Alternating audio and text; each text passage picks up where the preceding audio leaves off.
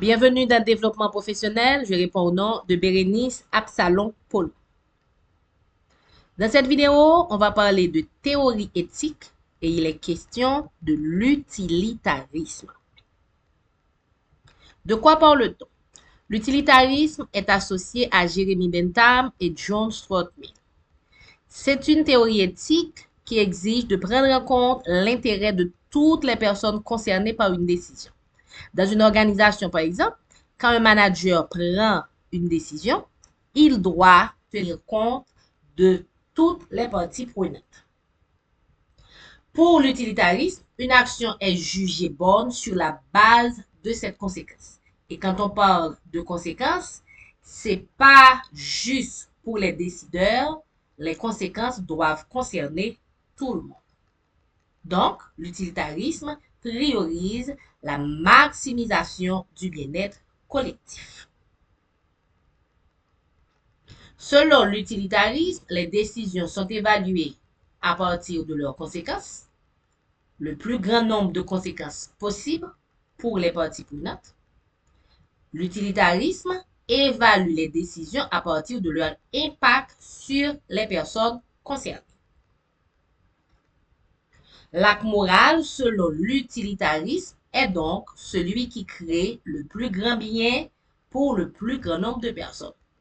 Donc, ce qu'il faut, c'est chercher avant tout le bien-être collectif. Et ce n'est pas seulement le bien-être, mais c'est la maximisation du bien-être collectif.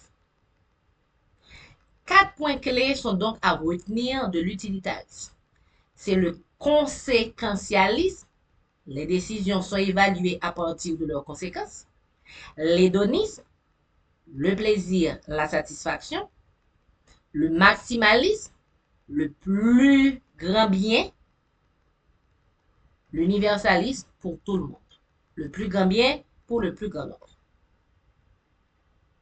Pour appliquer l'utilitarisme dans une organisation, par exemple, il faut identifier toutes les possibilités quand on doit prendre une décision.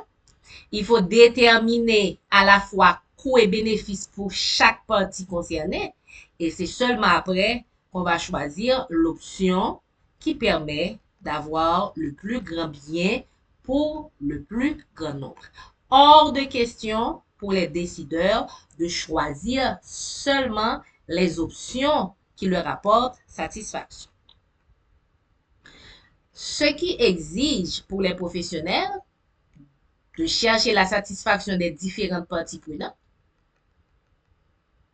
de réaliser le rendement en minimisant les coûts et de s'intéresser à la gestion des conflits d'intérêts.